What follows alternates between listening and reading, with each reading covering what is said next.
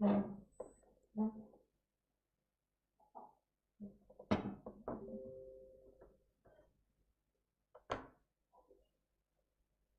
बार check कर लेती हूँ चल रहा है क्या। बोल देना मुझे लाइव जाने के बाद। हाँ किया ना, ठीक है।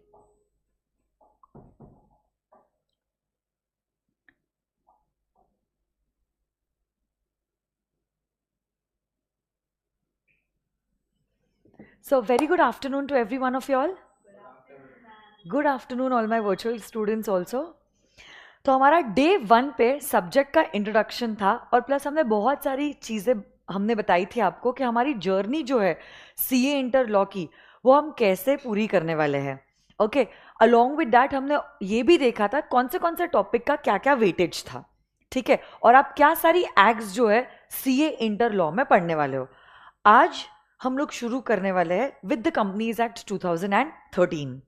अब देखो कंपनीज एक्ट 2013 जो है, अगर आपने डे 1 का लेक्चर अच्छे से सुना होगा उसमें काफी सारे सेक्शंस आपके सिलेबस में कवर्ड है। अप्रोक्सीमेटली 160 सेक्शंस आपके सिलेबस में है। बट अब देखो ये 160 still is not the complete act, क्योंकि पूरी कंपनीज एक्ट जो है उसमें तो है 470 सेक्शंस, जिसमें से सिर्फ हल्का सा डोज जो है वो आईसीआई ने आप लोगों को देने की कोशिश की है। तो पिक्चर तो अभी बाकी है मेरे दोस्त। बट अब देखो कंपनीज एक्ट का मोटा मोटी इंट्रोडक्शन जो है आप लोगों का सीए फाउंडेशन में ऑलरेडी हो चुका है। सीए फाउंडेशन में आप लोगों को एक चैप्टर ही था कंपनीज एक्ट 2013, उसमें आपने सारी बेसिक चीजें कंपनी से रिलेटेड देखी थी। कंपनी क्या होती है, उसके फीचर्स क्या होते हैं, कंपनी के टाइप्स, मेमोरेंडम, आर्टिकल, इनकॉर्पोरेशन, ये सारी चीजें आपने सीए फाउंडेशन में देखा था। अब सवाल ये उठता है जो सीए फाउंडेशन में आपने कंपनीज एक्ट पढ़ा था, is that also a part of CA inter syllabus? So the answer to this question is yes. और जैसे मैंने आपको बताया था प्री रिजल्ट बैच में, this is the exact thing that we are gonna do. देखो अगर आपने फाउंडेशन भी क्लियर किया हो या आपने डायरेक्ट एंट्री भी क्यों ना किया हो, इवेंचुअली आपको ये सारे बेसिक प्रिंसिपल्स तो वापस करने ही होंगे, क्योंकि उसके ऊपर भी आईसीआई इंटर में सवाल पूछता है। जैसे सीए इंटर में इंस्टीट्यूट का one of the favourite topics is OPC and section 8 companies. कभी कभार इंस्टीट्यूट स्मॉल कंपनी के ऊपर भी सवाल पूछ लेता है। तब ऐसे केस में अगर ये जो कंटेंट है हमारे सीए इंटर में, that could be the best start to CA inter journey. क्योंकि आज आपने तो सिर्फ सीए फाउंडेशन की एग्जामिनेशन दी है, you are not quite sure आप क्लियर होगे या नहीं होगे। कितने भी अच्छे पेपर्स क्यों ना हो, वो ऐसा लगता है 1% हो भी सकता है कि क्लियर ना हो, 99% श्योर जरूर है, बट वो एक 1% की गुंजाइश रह ही जाती है। तो एनीवेज विच ये जो नॉलेज आप गेन करोगे इसका नुकसान तो नहीं होने वाला है, होगा तो सिर्फ फायदा। सिर्फ इंटर में ऐसी बात है, कुछ कुछ टॉपिक्स है जो थोड़े से और डिटेल्ड में है as compare to CA foundation. जैसे अगर मैं ओपीसी के भी टॉपिक की बात करूं, ओपीसी के रूल्स भी आप लोगों को है in CA inter which were not there in CA foundation. तो टॉपिक्स भले ही सेम हो गए बट कंटेंट थोड़ा सा और डीप है, तो आपको और थररली उसी एक्ट के उस चैप्टर को पढ़ना पड़ेगा, ठीक है। So this chapter that was there in CA foundation is basically a combination of chapter 1 and 2 of the companies act 2013। आप लोगों को फर्स्ट 10 चैप्टर्स है कंपनीज एक्ट के, और फिर और एक चैप्टर है विच इज फॉरेन कंपनीज। तो ऐसे तो आपके 11 चैप्टर्स है कंपनीज एक्ट में। तो 11 चैप्टर्स में से आपका चैप्टर 1 और 2 का काफी कुछ कंटेंट जो है इस प्री रिजल्ट बैच में हो जाएगा। Of course pre result batch के ज्यादा दिन के लेक्चर्स नहीं है, क्योंकि इस बार ना दिवाली है। यूजुअली दिवाली रहती नहीं, क्योंकि हर बार अटेम्प्ट जो रहता है it's not thrice in a year ना, it's always twice in an year, और बैच चालू ही होती है पोस्ट दिवाली। तो pre result batch post Diwali continuity में चलती है, फिर रिजल्ट आता है और रिजल्ट के हफ्ते भर बाद में एक्चुअल बैच चालू हो जाती है। But now because Diwali is one of the main festival in India, थोड़ा सा आप लोगों का गैप होगा, बट इतनी पक्की बात है जितने दिन होगा इट्स गोइंग टू बी तूफान knowledge that you will get and you will enjoy this journey. और एनीवेज विच वैसे भी हम क्या ही कर रहे हैं दिन भर में, एटलीस्ट पढ़ के कुछ तो प्रोडक्टिविटी हम ऐड करें। और कुछ कर रहे हो? अच्छा ग्रुप 2 भी चालू है आपका? ग्रुप 2 खत्म नहीं हुआ? अच्छा, आप दोनों का ऐसा ही है क्या? दोनों का ग्रुप 2 हो गया है और अब आप ग्रुप 1 में आए हो? ओह नाइस, ठीक है, कोई बात नहीं, चलो करते हैं। सो वर्चुअल किड्स, चलो शुरुआत करते हैं मस्त से।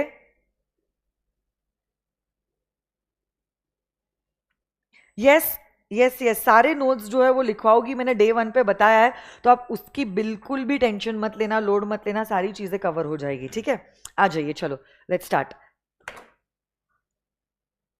तो अब देखो, आप लोग ये बेसिक बेसिक बातें तो ऑलरेडी जानते हो, that why a company form of organisation, ये तो एकदम बेसिक बातें हैं, आप लोगों को अंदर से ही पता होगा कि कंपनी क्यों। आप लोग जानते हो पार्टनरशिप, सोल प्रोप्राइटरीशिप जो होता है उसमें लायबिलिटी अनलिमिटेड होती है, घर का पैसा भी आपको डालना पड़ सकता है, अगर क्रेडिटर्स को पैसा देना कम पड़ गया तो लायबिलिटी सोल प्रोप्राइटर की और पार्टनर्स की होती है unlimited. But company form of organisation में अपने जो मेंबर्स होते हैं उनकी लायबिलिटी कैसी होती है? लिमिटेड। कैसी होती है जरा बोलना? लिमिटेड। अलोंग विद दैट, अगर आपका सोल प्रोप्राइटरी बिजनेस है या अगर आपका पार्टनरशिप है, तो ऐसे केस में क्या होता है, आपका कैपिटल का एक्सेस भी काफी लिमिटेड होता है। Eventually sole proprietor owner manager दोनों है, पार्टनर्स भी ओनर मैनेजर दोनों है, ला के पैसा लाएगा कौन बिजनेस में? यही सोल ओनर और यही पार्टनर्स। उसके अलावा अगर पैसे चाहिए आप लोन लो, लोन फंड्स, ओन फंड्स में आपको उस बंदे को पार्टनर बनाना पड़ेगा या सोल प्रोप्राइटर बनाना पड़ेगा। But company form of organisation में ऐसा नहीं होता है। कंपनी फॉर्म ऑफ ऑर्गेनाइजेशन में ओनरशिप अलग होती है as compare to the management. Owners होते हैं हमारे मेंबर्स और मैनेजर्स होते हैं हमारे बोर्ड ऑफ डायरेक्टर्स। तो management is different from the ownership, और क्योंकि management is different from the ownership, आप जितने लोगों से पैसा चाहो आप ले सकते हो। इनफैक्ट पब्लिक कंपनीज तो पब्लिक इशू भी कर सकती है। तो आप पब्लिक के पास जाओगे और पब्लिक को बोलोगे 10 रुपए दो, कंपनी के मालिक बन जाओ। जैसे आप लोगों ने वो गुरु मूवी देखी हुई है क्या? नहीं देखी आप लोगों ने? Guru movie is Abhishek Bachchan and Aishwarya Rai Bachchan की एक मूवी है जो बेस्ड है ऑन धीरूभाई अंबानी की लाइफ। तो अगर आप लोग फ्री हो before the results come, you can surely watch this video. It's a lovely, not video actually, it's a movie जो आप आपके कन्वीनियंस के हिसाब से देख सकते हो, and I am sure you will like this movie. क्योंकि क्या हुआ?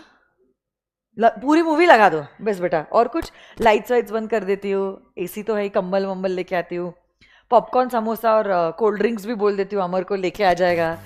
सॉर्टेड लाइफ है ना अपनी।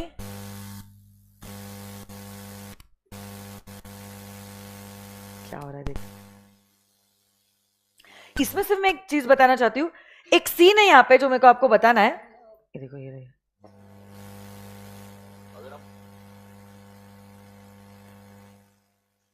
क्या हो रहा है?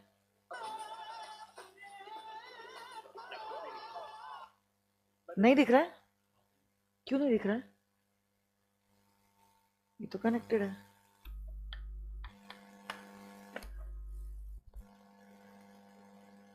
देखो तो जरा,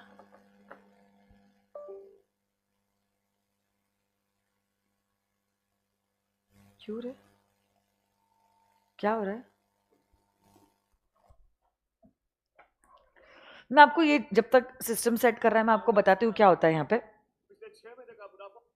ये इस मूवी के सीन में क्या हुआ है, गुरुकांत देसाई है, मतलब धीरूभाई अंबानी, आप समझ लो अभिषेक बच्चन, उन्होंने अपने घर में ना एक पार्टी होस्ट की है, और उनका ना एक सपना है। पहले he was into the retail business of polyester. Polyester is a fabric, जैसे कॉटन होता है, सिल्क होता है, वैसे पॉलिस्टर होता है। तो वो रिटेलर थे, मतलब किसी से खरीदते थे और किसी को बेचते थे। बट उनका सपना था that he wanted to open a factory. आप बताओ, फैक्ट्री खोलने के लिए क्या बहुत सारे पैसे लगेंगे? आज अगर मेरा सोल प्रोप्राइटर है या पार्टनरशिप है, मैंने जितना पैसा डाला, पार्टनर ने जितना पैसा डाला, सब सॉर्टेड है। बट अगर मुझे फैक्ट्री खोलनी है, मेरे को तो बहुत पैसे लगेंगे। वो जमीन के ही पता नहीं कितने लाखों या समटाइम्स करोड़ों में पैसा जाएगा। फिर उसके बाद प्लांट एंड मशीनरी, उसके बाद प्लांट एंड मशीनरी के बाद स्किल्स का staff, material, research, development, packaging, marketing, कितना कुछ है। उसके लिए तो लगेंगे बहुत सारे पैसे। अब धीरू भाई अंबानी के पास पहले इतने पैसे थे नहीं। He was born in a poor family, he died rich. But तब जब उन्होंने सपना देखा था कि मुझे फैक्ट्री खोलनी है, उनको ये लगने लग गया जुनून तो है, मेरा गरम खून है, सपने भी मैंने देखे और मैं बाय हुक और क्रूक अपने सपनों को पूरा करके रहूंगा। बट सपने के बीच में आ रहा था पैसा, पैसे नहीं थे। तो अब पैसे लाऊं तो कहां से लाऊं?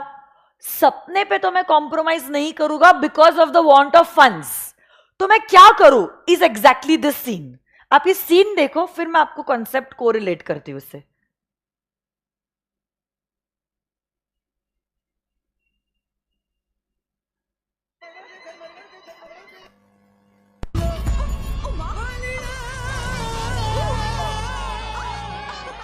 ये देखो, ये घर में ये पार्टी है।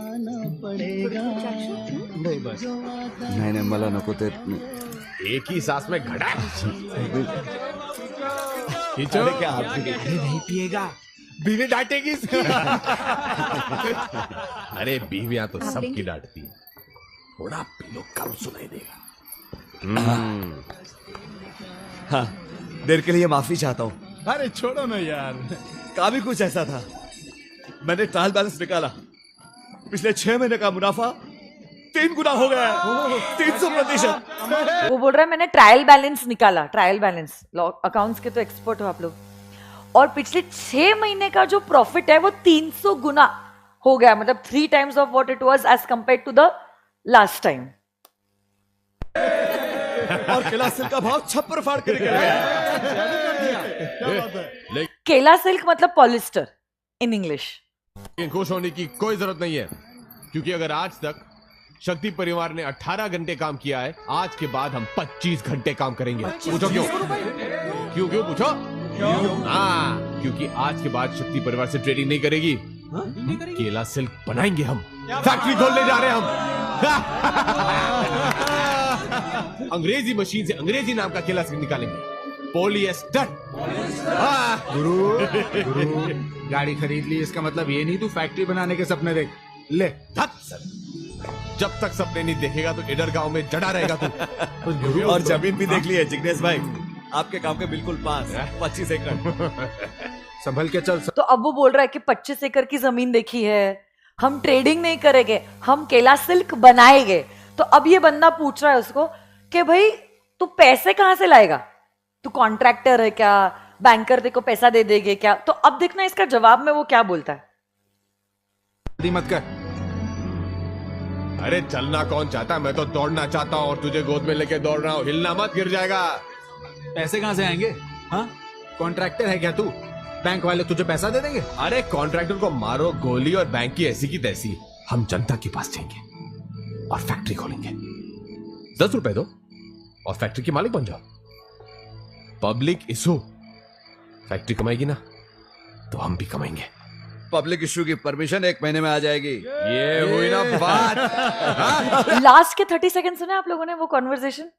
वो बोल रहा है कि पैसे कहां से आएंगे? तू कॉन्ट्रैक्टर है क्या? बैंकर की से तेरी पहचान है क्या? तो बोल रहा है मैं कॉन्ट्रैक्टर के पास नहीं जाऊंगा, बैंकर के पास नहीं जाऊंगा, मैं जनता के पास जाऊंगा। और मैं जनता के पास जाके बोलूंगा 10 रुपए दो, कंपनी के मालिक बन जाओ। 10 रुपए दो, कंपनी के मालिक बन जाओ। और उसने एक वर्ड यूज किया, I will go for a public issue, ऐसे वो कहता है। तो पब्लिक इशू मतलब क्या? Yes, that's nothing but an IPO और एन एफपीओ। ये चीज कौन कर सकता है? ये चीज sole proprietorship, partnership, Hindu undivided families नहीं कर सकती, बट ये चीज जो है कर सकता है only a company form of organisation. Companies जो है वो क्या कर सकते हैं? वो जनता के पास जा सकते हैं और जनता से पैसे ले सकते हैं। लेटेस्ट में आपने कितने ही कंपनीज का देखा होगा, आईपीओ आया, जैसे लीला ग्रुप का आया, ज्वेलरी में पीएनजी का आया। उसके अलावा भी बहुत फेमस बहुत बड़े फेलियर आईपीओज रहे, जैसे कि जोमैटो है या नाइका है या जो भी है। पेटीएम का आपने देखा, जितना हवा था उतना ही वो बबल बर्स्ट होके प्राइसेस गिर गए and all that can't happened. तो all these are what? These are company form of organisations, जहां पे हम जानते हैं management is different from the ownership. और ये डिफरेंस की वजह से exactly why it is an added advantage of a company form of organisation, क्योंकि जितने चाहो उतने लोगों से आप पैसा ले सकते हो। अब कुछ 10, 20, 50, 200 का कोई लिमिट नहीं है। पब्लिक इशू जब करते हो, लाखों क्या करोड़ों में लोग कंपनी जो है उसके शेयर्स के लिए सब्सक्राइब करते हैं। आप सोचो करोड़ों में से अगर सबने 10 रुपए भी दे दिया, कितने करोड़ों का पैसा कंपनी जो है वो रेस कर सकती है। And managers can eventually fulfil all the dreams in the name of the company. So basically company form of organisation में you have a better access to the capital and also the skills. Skills क्यों? क्योंकि partnership में जो owner है वही manager है, but यहां पे ऐसा नहीं होता है। हाँ, लाखों करोड़ों जनता के लोग ओनर है, बट मैनेजमेंट में तो हम एक से एक एक्सपर्ट को लगाएंगे, जिसको लगाना है हम लगाएंगे। और डायरेक्टर बनने के लिए आपको शेयर्स भी खरीदने की जरूरत नहीं है। And of course it's easy to transfer the shares, especially अगर पब्लिक कंपनी है। Shares are freely transferable. आज मैंने सोचा कि मेरे को रिलायंस के शेयर्स बेचने हैं, मेरा अपना डीमैट अकाउंट है, मैं प्राइस डाल दूंगी कि जैसे ये प्राइस हिट होगा आप शेयर्स को बेच देना, ऑटोमेटिकली शेयर्स जो है मेरे अकाउंट से चले जाएंगे। वैसा ही रिवर्स अगर शेयर्स खरीदने भी है, मैं बताऊं कि ये कंपनी का ये शेयर प्राइस अगर हिट होता है आप खरीद लेना, मेरे अकाउंट से पैसे डेबिट हो जाएंगे और शेयर्स क्रेडिट हो जाएंगे। कितने आसानी से मैं शेयर्स को ट्रांसफर कर सकती हूँ, उसमें कोई कॉम्प्लेक्स प्रोसीजर नहीं है। बट वही अगर पार्टनरशिप फर्म होता या सोल प्रोप्राइटरीशिप होता तो मुझे 10 बार सोचना पड़ता उस पार्टनरशिप फर्म के पार्टनर की पोजीशन से रिटायर करने के पहले। तो ये कुछ एडेड एडवांटेज थे of a company form of organisation, and that was the reason why a company came into picture. But now the question arises, what do you mean by the word company? तो अब अगर मैं companies act को actually देखती हूं, companies act में भले ही बहुत अतरंगी तरीके से कंपनीज वर्ड को डिफाइन किया गया है। एक्चुअली उसको डिफाइन करना भी थोड़ा मुश्किल है, क्योंकि कैसे आप डिफाइन करोगे, इट्स वेरी डिफिकल्ट। तो इसीलिए लॉ मेकर ने डिफाइन करते वक्त कुछ ऐसा कहा। कैसा कहा उन्होंने? देखो, ये कंपनीज एक्ट की डेफिनेशन है जो आप लोगों की ऑलरेडी हो गई है बीकॉम लेवल पे और फाउंडेशन लेवल पे, जहां पे कहा गया है a company means a company. Company means a company incorporated under this act और under any previous company law. This act मतलब कंपनीज एक्ट 2013, और प्रीवियस मतलब 2013 के भी पहले कंपनीज एक्ट हुआ करता था, जैसे कि हमारा companies act 1956।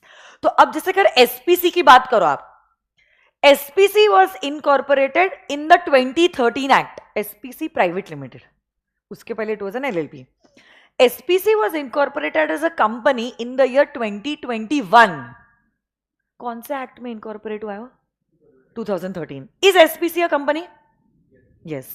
But Reliance Industries Limited was incorporated in the year, Reliance was incorporated in the year 1958. मतलब it was incorporated under the companies act 1956। क्या रिलायंस को भी कंपनी माना गया है अंडर दिस एक्ट? तो क्या रिलायंस को भी 2013 की एक्ट फॉलो करनी पड़ेगी? The answer to this question is yes. Reliance ये नहीं बोल सकता कि हे जज साहब देखो मैं तो 1956 एक्ट के अंडर इनकॉर्पोरेट हुआ था, और क्योंकि मैं 1956 एक्ट के अंदर इनकॉर्पोरेट हुआ, 1956 एक्ट रिपील हो गई। रिपील हो गई मतलब जड़ से उखाड़ के उसको फेंक दिया, तो अब एक्ट ही नहीं रही तो हम क्यों फॉलो करेंगे? ऐसा रिलायंस बोल सकता है क्या? नहीं। रिलायंस को हम बोलेंगे कि हे रिलायंस आप देखो, a company means a company incorporated under this act और under any previous company law. तो आपको ये वाला कंपनीज एक्ट फॉलो करना ही पड़ेगा। और फिर कुछ हमारे जजेस थे, क्योंकि उनको भी लगा कि ये डेफिनेशन इतनी अपने आप में कंप्लीट नहीं है, उन्होंने क्या किया, कंपनी को डिफाइन करने की कोशिश की through its features. Through it's what? तो ऐसे करके अब हम देखने वाले हैं उसके कुछ फीचर्स। फीचर्स आप सब लोगों को पता है क्या क्या फीचर्स है, तो थोड़ी सी स्पीड फास्ट है। Is it okay? जब कुछ नया टॉपिक आएगा जो आपने नहीं किया है उसमें अप्रोप्रिएट स्पीड लोगी। This is more like a revision. It's like a warm up thing, ठीक है? रेस तो दौड़नी है, but we are just warming up for the actual race. तो देखो क्या क्या फीचर्स है. सबसे पहली बात तो virtual kids, are you all there?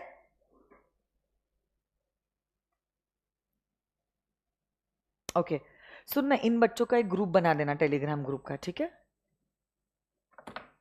आ जाइए.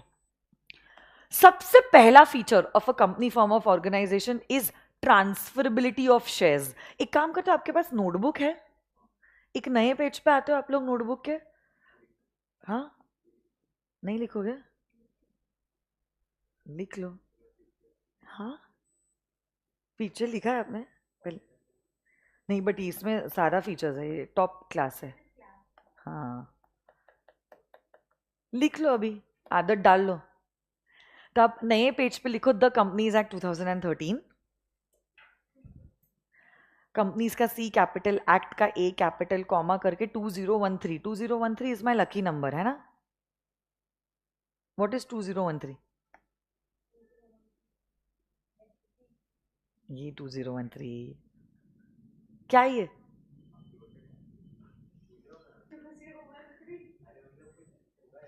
मैं कितने साल की हूँ? 12 साल की. अरे तो क्या खाली भी नहीं दे सकती यूट्यूब पे लेक्चर चलो. 2013 is the year in which the act came into enforcement. मैंने सरकास्टिकली बोला कि 2013 क्या है, मेरा लकी ईयर, ऐसा मैंने बोला. तो आप बोल रहे हो मैम आपका बर्थ ईयर, लिटरली. हे भगवान, कसं व्हायचं?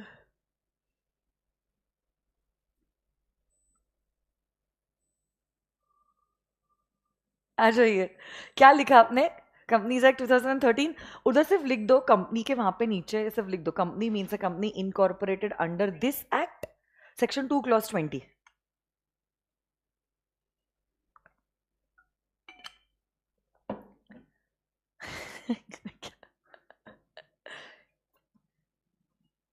मैं 12 साल की बच्ची हूँ.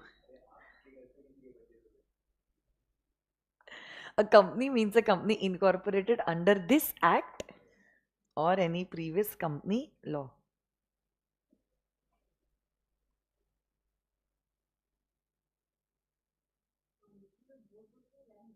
हाँ,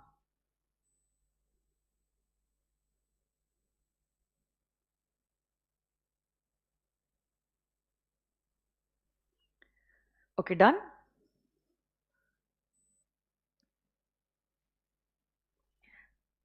ऋतिक, अगर आप बीकॉम भी कर रहे हो आप टेंशन मत लो. बीकॉम में ये जो मैं पढ़ाने वाली हूँ ना अभी प्री रिजल्ट में, ये सारी चीजें कवर हो जाएगी जो इन लोगों को फाउंडेशन में था.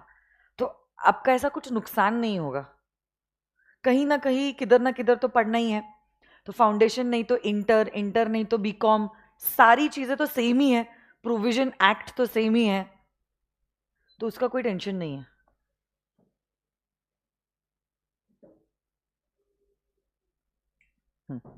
देखो फीचर्स साथ साथ में ही लिखते जाओ, ठीक है? तो what are the features of a company? Company होती कैसी है?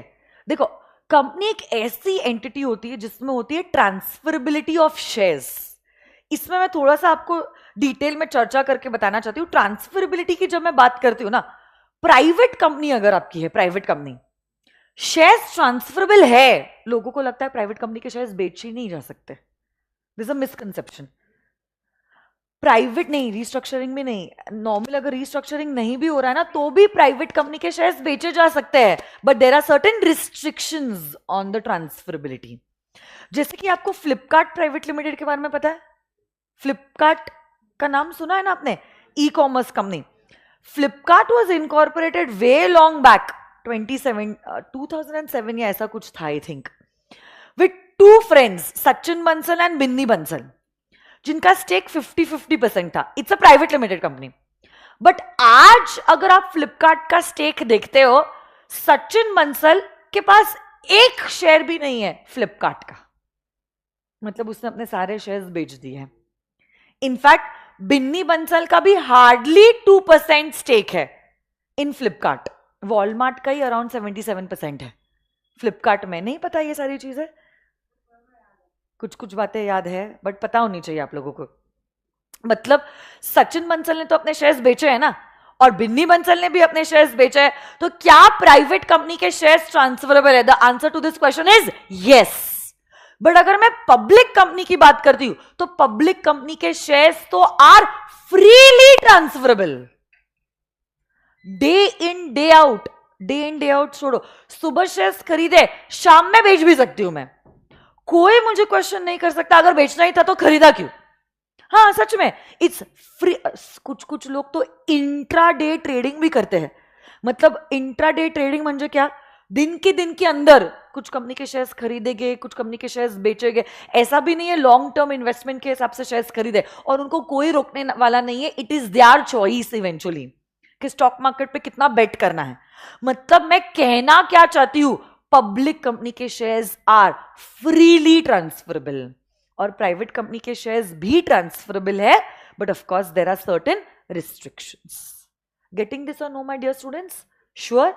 100%? Very good. तो ट्रांसफरेबिलिटी ऑफ शेयर्स वहां पे नीचे लिखते हो क्या? लिख दिया? Private company shares are transferable with restrictions, ऐसा लिखा है आपने? हाँ लिखो, private company dash shares are transferable with certain restrictions.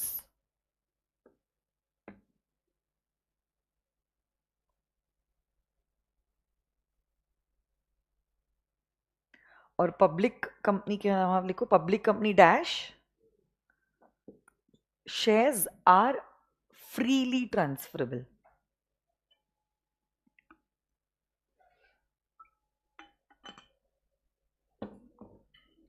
Shares are freely transferable. Next, there is a separation between the ownership and the management. Owners को हम कहते हैं कंपनी के मेंबर्स, और मैनेजमेंट में जो लोग इन्वॉल्व होते हैं they are the board of directors. Board of directors day to day activities संभालते हैं, but day to day activities में इन्वॉल्व होने का कोई भी अधिकार हमारे शेयर होल्डर्स और मेंबर्स के पास नहीं होता है। मेंबर्स बस कुछ डिसीजंस ले सकते हैं जो एक्ट में दिया गया है बाय वोटिंग प्रोसेस। उसके अलावा वो ये नहीं सोच सकते कि कौन सी स्ट्रैटेजीज, क्या प्रोडक्ट्स, एक्सपेंशन है या डाइवर्सिफिकेशन है, लेबलिंग कैसा होगा, पैकेजिंग कैसा होगा, प्राइसिंग कैसा होगा, ये हमारे मेंबर्स नहीं सोच सकते। ये सारे strategic calls day in and day out लेते हैं हमारे बोर्ड ऑफ डायरेक्टर्स। तो कंपनी फॉर्म ऑफ ऑर्गेनाइजेशन में there is a separation between the ownership and the management. लिख दो, O is for separation between ownership and management.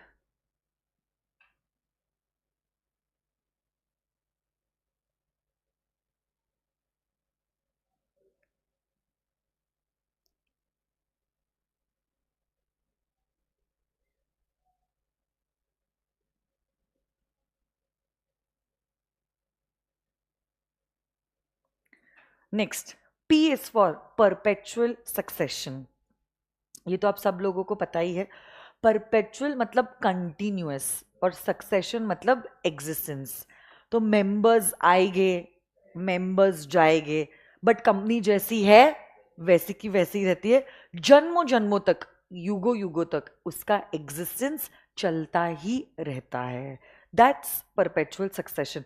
देखो, Reliance Industries Limited was founded in the year 1958 by Dhirubhai Ambani. क्या आज धीरूभाई अंबानी है? But क्या company है? वैसे टाटा ग्रुप का अगर आप देखते हो, JRD टाटा आए चले गए, रतन टाटा आए चले गए, बट अभी भी क्या कंपनी है? तो कंपनी का ना परपेचुअल सक्सेशन होता है। कंपनी की लाइफ का उसके मेंबर्स और डायरेक्टर्स के लाइफ से कोई भी कनेक्शन नहीं है। उसका अपना एक सेपरेट स्टेटस होता है, और कंपनी एक आर्टिफिशियल पर्सन है। कानून ने अगर उसको बनाया है, कानून ही उसको मिटा सकता है, otherwise it will be having a perpetual succession. Common seal, common seal is like the official signature of the company. Company natural person है या आर्टिफिशियल पर्सन है? आर्टिफिशियल है.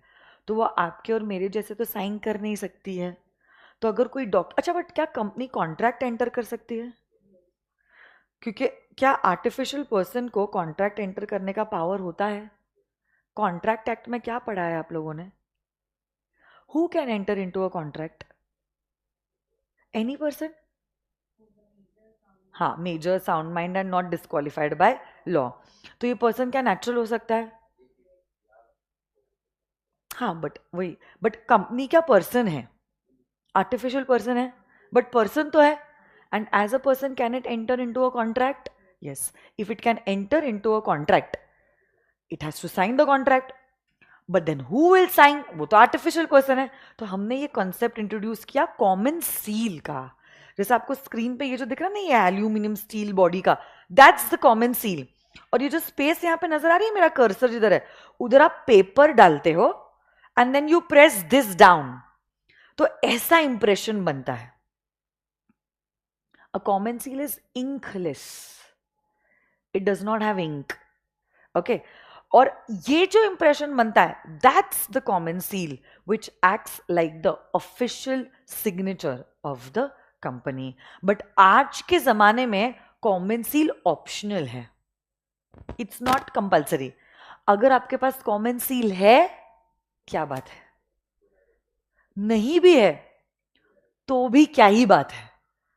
2 डायरेक्टर्स डॉक्यूमेंट को साइन करेंगे और अगर कंपनी सेक्रेटरी है तो director along with company secretary document को साइन करेगा, तब माना जाएगा कि कंपनी ने साइन किया है on that particular document. So that's about the common seal. Okay. तो वहां पे सिर्फ डैश लिख के कर दो optional.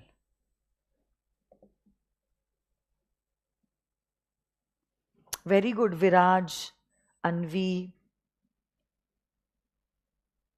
Punjabi girl, Neha. Common seal. Next, limited liability. क्या आप लोग बोल सकते हो लाइबिलिटी किसकी लिमिटेड होती है? मेंबर्स की. कितने हद तक लिमिटेड होती है? हाँ, तो डिपेंड करता है आपकी कंपनी का टाइप क्या है. If it's a company limited by shares, the liability of the members will be limited up to the extent of unpaid share capital. ये अनपेड शेयर कैपिटल कब बुलाएंगे? Either during the life time और during the winding up. अगर guarantee company है तो members की liability कितने हद तक लिमिटेड होती है? Guaranteed amount. ये गारंटीड अमाउंट कहाँ लिखा होता है? Memorandum of association. और अगर अनलिमिटेड कंपनी है तो मेंबर्स की लाइबिलिटी होती है अनलिमिटेड. अब गारंटी कंपनी में और अनलिमिटेड कंपनी में liability arises during the winding up. और अगर आपकी कंपनी लिमिटेड बाय शेयर्स है तो liability can arise either during the life time और during the winding up. But जो भी है, पते की बात तो यही है ना, लाइबिलिटी कैसी होती है? Limited. Next, artificial person. So a company is an artificial person. Why is it an artificial person? Because it is created by law. उसका birth natural process से नहीं हुआ है. It's by a process that is given in the law which you need to follow. फिर ये person का जन्म होता है in the eyes of law, and thus it's an artificial person.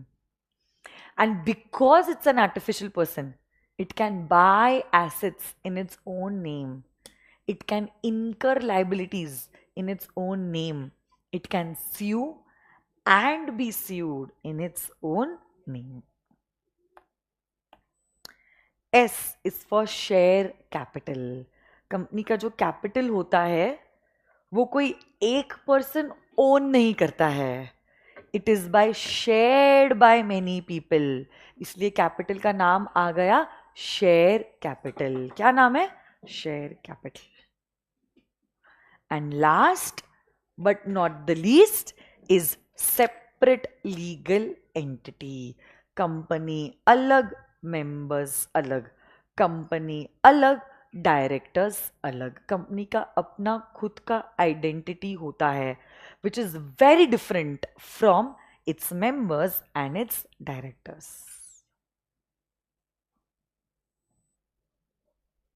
Done? अरे बोलो ना। तो अब ये सारे जो है are the features of a company. कोई आपको पूछेगा कंपनी कैसी होनी चाहिए, तो आप बोलोगे टॉप क्लास, और ये सारे फीचर्स उसमें होना चाहिए। T is for what? Transferability of shares. O is ownership अलग, मैनेजमेंट अलग। P is perpetual succession. C is common seal. L is for limited liability. A is for artificial person. P is for P नहीं, S is for share capital. P बोल दिया था ना already. And S is for separate legal entity. ये सारे features जो organisation में होते हैं उसको कहते हैं as a company form of organisation. But now the question arises, अगर कंपनीज एक्ट 1956 था, why did we introduce companies act 2013? तो आप लोग जानते हो सत्यम का एक बड़ा स्कैम हुआ था, जहां पे there is this person Ramalinga Raju,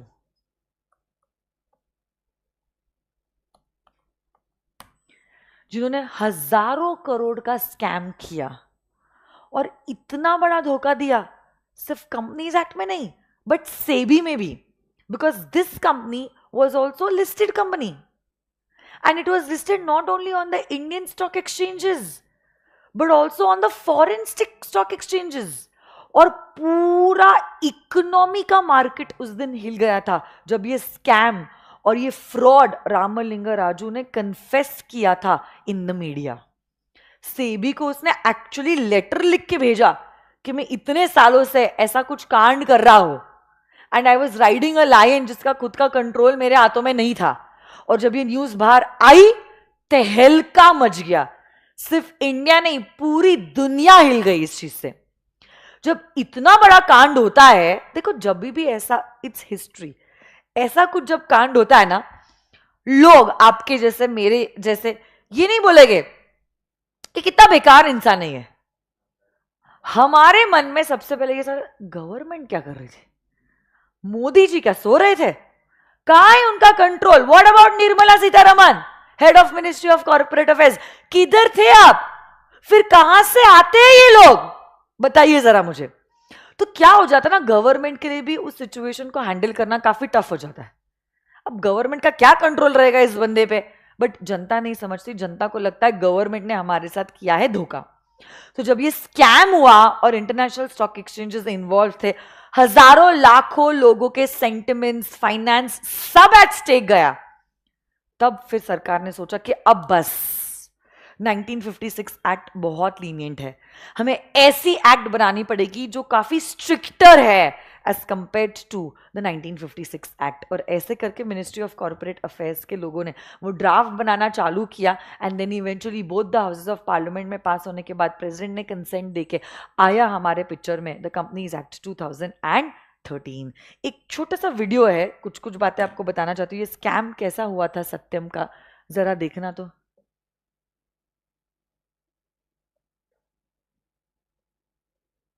आवाज नहीं आ रही है? अच्छा, वो कनेक्टेड ही नहीं।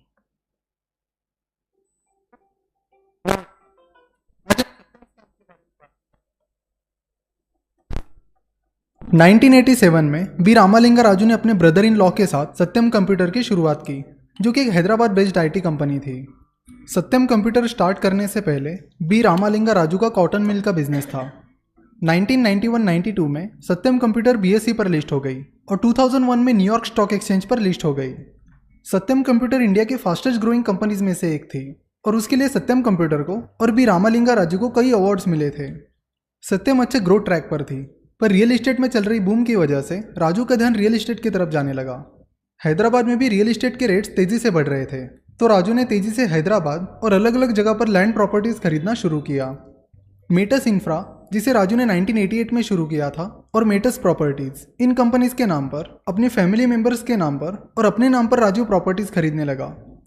राजू बहुत ही अग्रेसिवली प्रॉपर्टीज खरीदने लगा। जब राजू को प्रॉपर्टीज खरीदने के लिए और पैसों की जरूरत पड़ने लगी, तब राजू सत्यम कंप्यूटर के फाइनेंशियल स्टेटमेंट्स मैनिपुलेट करने लगा, यानी उनमें हेराफेरी करने लगा।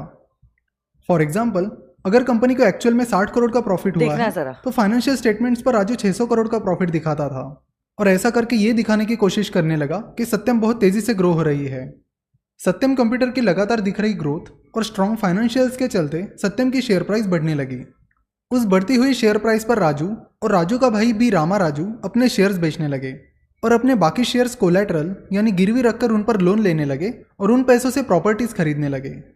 प्रॉपर्टीज खरीदने के लिए राजू ने करीब 365 कंपनीज खोली थी। राजू अपनी फैमिली, फ्रेंड्स, रिलेटिव्स इनके नाम पर जमीन खरीदता था।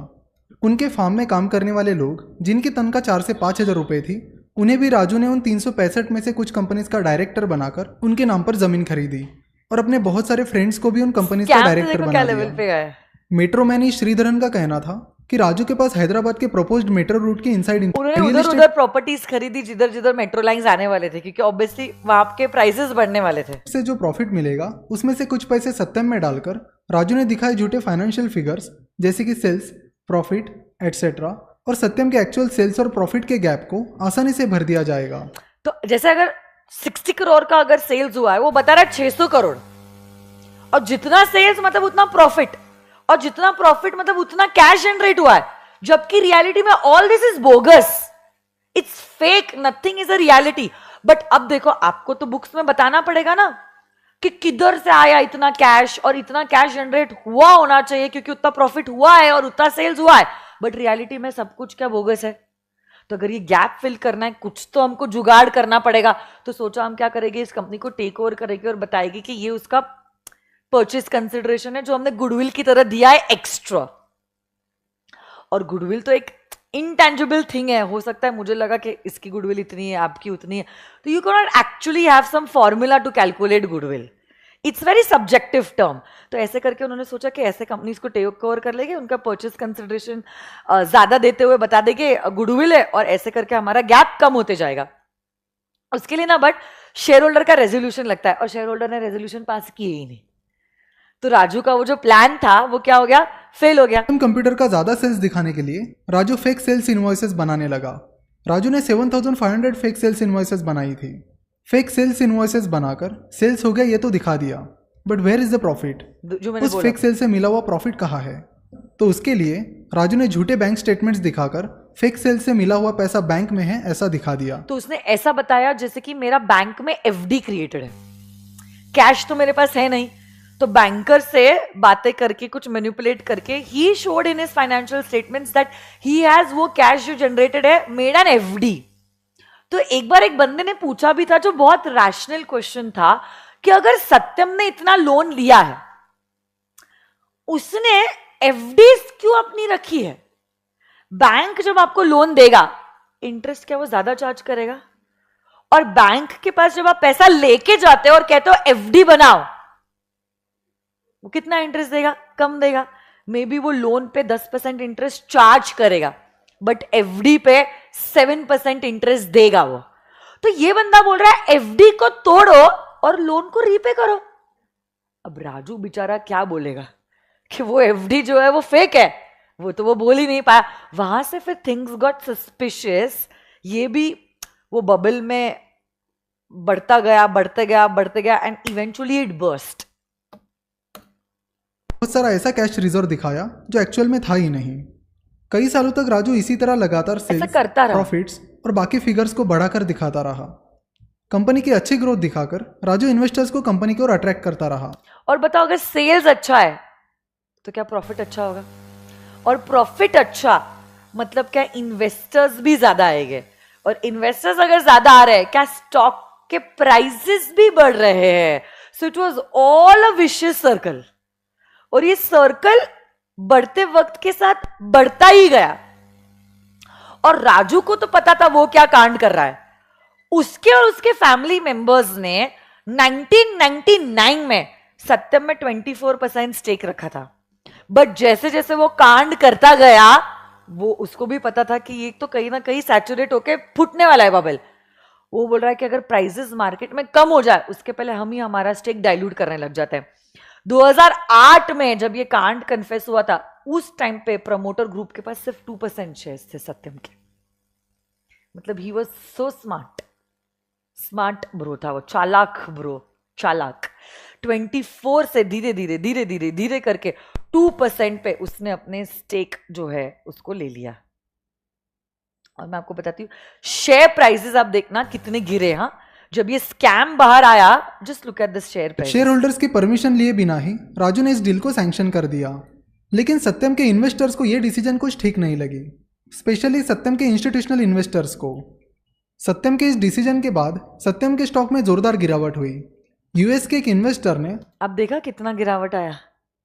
सत्यम और मैं आपको ये भी बताती थी, वो 55% की गिरावट हुई, 55% की गिरावट हुई शेयर जिसके प्राइस। दबाव में आकर सत्यम ने मेटस प्रॉपर्टीज इन्वेस्टमेंट्स को मनी एक्चुअल प्रॉफिट से कई ये देखो, ये वाला एक मैं आपको बताना चाहती हूँ पीपीटी।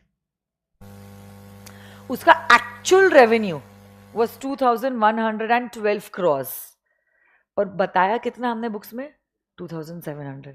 एक्चुअल प्रॉफिट 61 करोड़ का था, बताया कितना? Just look at the figures का मैनिपुलेशन। 2 डिजिट से 3 डिजिट पे आ गया वो, 649 करोड़। इतना प्रॉफिट अगर एक्स्ट्रा कमाया है मतलब उतना कैश भी जनरेट हुआ है, बट क्या कभी ये रियल कैश जनरेटेड था क्या? It was all fake. Just look at the actual cash balance 321 crore और बताया कितना? हमारी लाइबिलिटीज एक्चुअली थी 1230 करोड़, बट बताया लाइबिलिटीज कुछ नहीं। मतलब एसेट्स बढ़ा रहे हो और लाइबिलिटीज घटा रहे हो। गैप कितना बढ़ गया। इतना गैप बढ़ने की वजह से जब समझ में आया अब ये मैनेजेबल नहीं है, इसने हाथ जोड़ दिए और सेबी को ऐसा प्यार भरा लेटर लिखता है जिससे कि पूरी दुनिया जो है वो हिल जाती है। ये scam was a very big scam. हजारों करोड़, देखो कितने शेयर होल्डर्स का नुकसान हुआ है। 14,162 crores वाज द मोटा मोटी अमाउंट जो शेयर होल्डर्स का नुकसान हुआ। अब सोचो जरा, it's not a small amount. It's not 14,162 rupees, it's 14,162 crore rupees. इसमें 7 जीरो ऐड करो, कैलकुलेटर पे भी नंबर नहीं आता। तो अब जब ये स्कैम हुआ तब अब लॉ मेकर को लगा, हमारी मिनिस्ट्री ऑफ कॉर्पोरेट अफेयर्स को और मोदी जी और रूलिंग पार्टी को लगा कि हम कंपनीज एक्ट 1956 के साथ कंटिन्यू नहीं कर सकते। हमें कंपनीज एक्ट 2013 बनाना पड़ेगा जिसमें अब ऐसा ही माना जाएगा कि आज के ज़माने के जो लोग हैं वो चोर है, कांड किया है और करेंगे और करते रहेंगे, कोई बेनिफिट ऑफ डाउट नहीं देना है। आप चोर नहीं हो ना, आप डिक्लेयर करो कि मैं चोर नहीं हूं और मैंने चोरी नहीं की है। I was not involved in any fraud in relation to formation, promotion और मैनेजमेंट ऑफ द कंपनी। और एक्चुअली सेक्शन 7 में ये लिखा भी है। आपको ऐसा डिक्लेरेशन देना पड़ेगा और ऐसा डिक्लेरेशन देने के बाद ही you will be eligible to incorporate a company. तो सोच ही लिया हमने कि आज के जमाने के लोग सारे के सारे कैसे हैं, चोर है। So that was the reason why 2013 Act came into picture. एक बार हम ये देख लेंगे कि सेक्शन 1 क्या कहता है कंपनीज एक्ट का, और सेक्शन 1 क्या कहता है बताओ तो जरा। Applicability of the act, short title, applicability and extent and commencement of the act. 4 चीजों के बारे में लिखा है।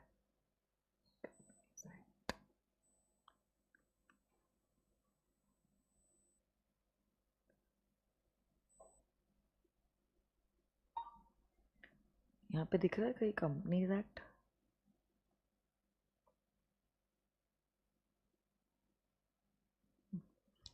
This is a bare act. अब देखो सेक्शन 1 4 चीजों के बारे में बात कर रहा है। Short title, extent, commencement and application. Extent मतलब जोग्राफिकल एक्सटेंट, कि ये एक्ट जो है किधर किधर जोग्राफिकली एप्लीकेबल है। So this act applies to whole of India. इसका एक्सटेंट क्या है, whole of India. But India में ये एक्ट किन किन लोगों को एप्लीकेबल है वो भी इंपॉर्टेंट है। आज क्या मुझे कंपनीज एक्ट एप्लीकेबल है? यस, क्योंकि मैं बिजनेस कर रही हूं in the form of a company. But अगर आपका पार्टनरशिप है, आपकी सोल प्रोप्राइटरीशिप है, आप भले ही इंडिया में धंधा कर रहे हो बट आपको कंपनीज एक्ट एप्लीकेबल नहीं है। तो एक्सटेंट तो समझ गया that this act is applicable to whole of India, but India में किसको किसको एप्लीकेबल है और कब कब एप्लीकेबल है? तो इंडिया में it is applicable to each and every company incorporated under this act और under any previous company law. तो एसपीसी को भी 2013 का एक्ट फॉलो करना पड़ेगा और रिलायंस को भी 2013 की एक्ट फॉलो करनी पड़ेगी।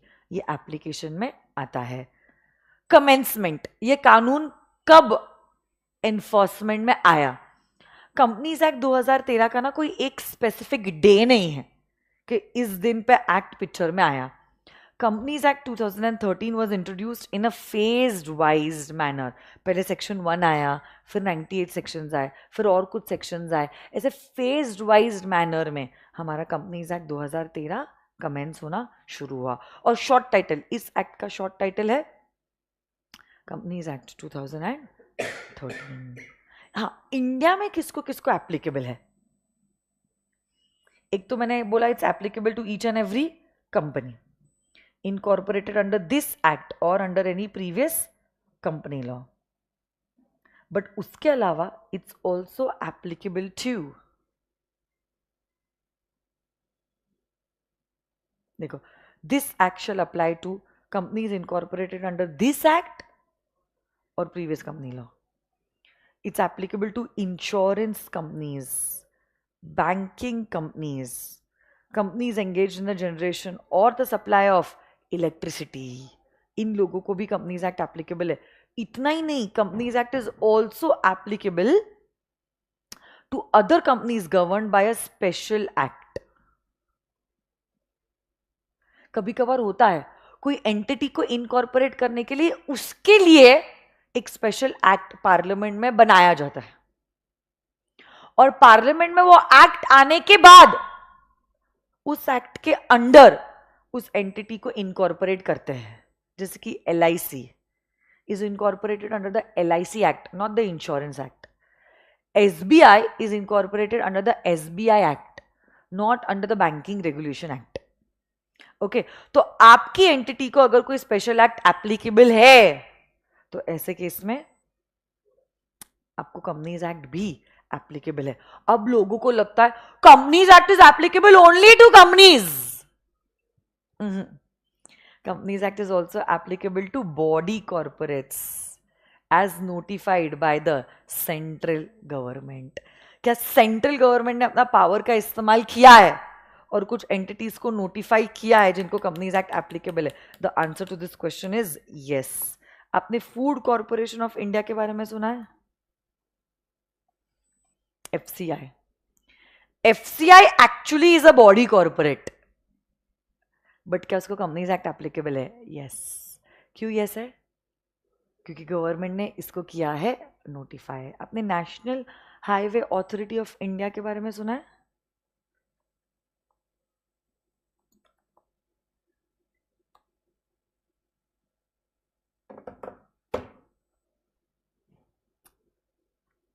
ऐसे तो national highway authority of India it is an independent agency of the government of India, but फिर भी वो क्या है? बॉडी कॉर्पोरेट है, बट फिर भी उसको कंपनीज एक्ट एप्लीकेबल है।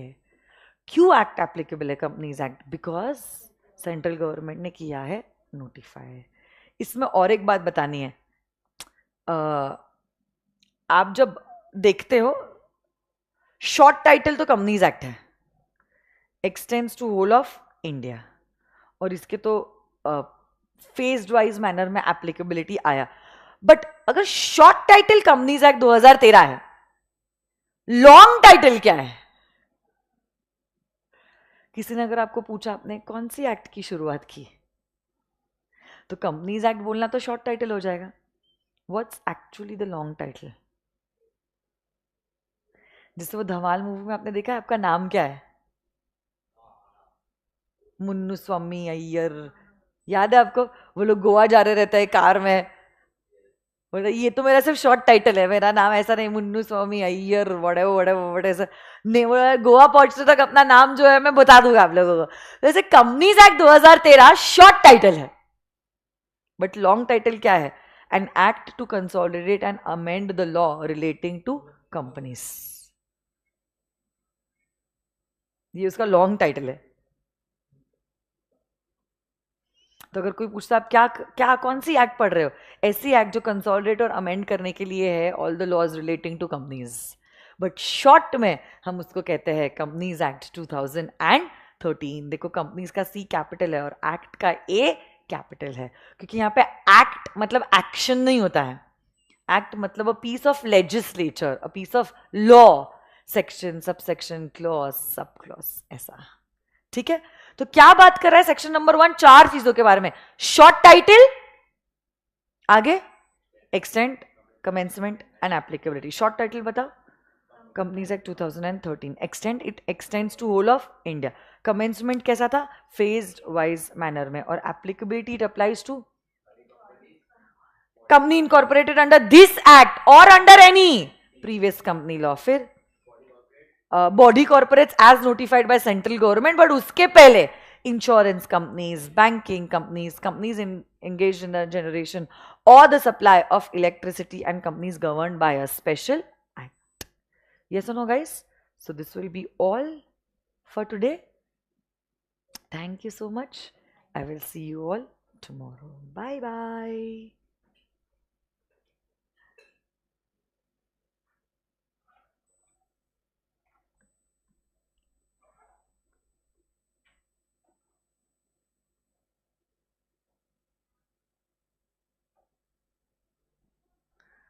लंच हो गया आप लोगों का?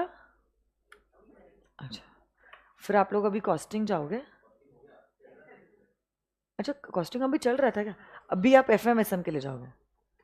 फिर आप अकाउंट्स नहीं कर रहे हो? अच्छा, तो आप लोग सुबह ही आ जाते हो क्या? टैक्स भी कर रहे हो आप लोग? आप लोग अगर ग्रुप 2 से ग्रुप 1 में आए हो ना, group 1 is gonna be very easy for you.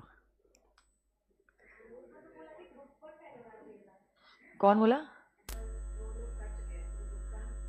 हाँ, ग्रुप 1 पहले क्यों हो जाना चाहिए था? Because group 1 is easy as compare to group 2। हाँ, group 1 is lengthy but it is easier as compare to group 2। जैसे कि audit is very technical, but when you will start learning law you will find it very easy.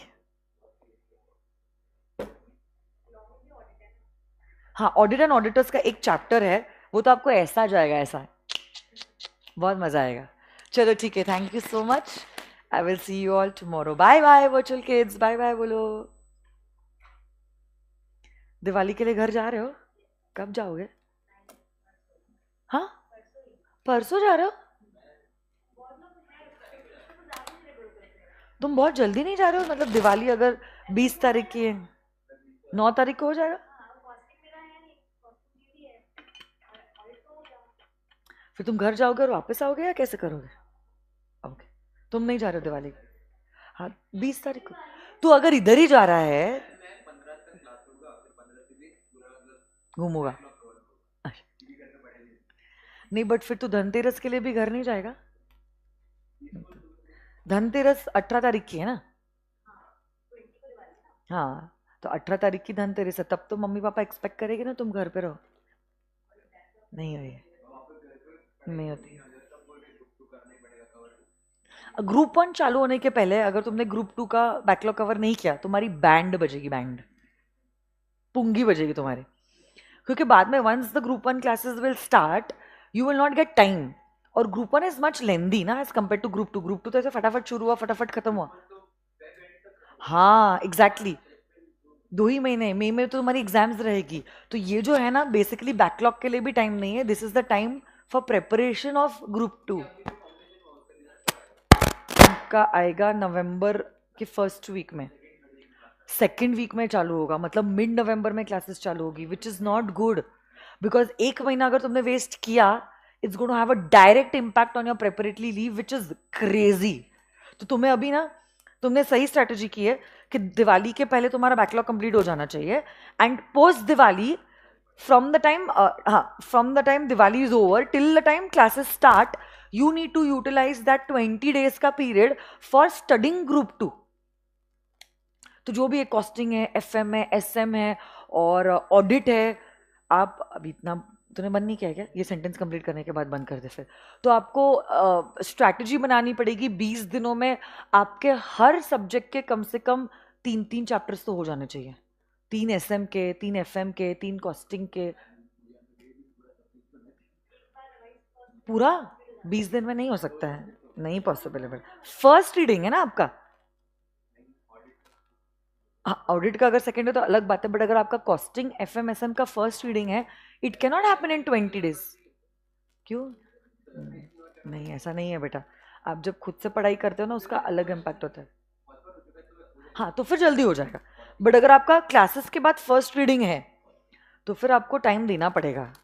तो फिर आप अगर आपको लग रहा है कि ऑडिट सॉर्टेड है और SM FM भी सॉर्टेड है, अच्छा, तो फिर आपको SM के 3 चैप्टर्स होने चाहिए और FM के 3 चैप्टर्स होने चाहिए. और ये जो है कॉस्टिंग के आपके होने चाहिए 5 चैप्टर्स और ऑडिट के भी आपके होने चाहिए 5 चैप्टर्स. इतना आपका टारगेट 20 दिनों के लिए होना चाहिए. इससे ज़्यादा अगर आप बोलोगे पूरा subject, then it is not practical, then it is more emotional decision. Targets भी रियलिस्टिक होने चाहिए. पूरा सब्जेक्ट नहीं हो सकता बेटा. 3 सब्जेक्ट 20 डेज में सेकंड रिवीजन में होता है, फर्स्ट रिवीजन में नहीं है पॉसिबल. क्योंकि यहाँ पे आपको लर्न करना है. देखो, आपका SM समझ के हुआ है, ऑडिट समझ के हुआ है, बट सिर्फ समझ के इकोनॉमिक्स जैसा पेपर नहीं है फाउंडेशन का, गोला गोला गोला लर्न करके लिखना है ना. That's a different journey. It's gonna take time.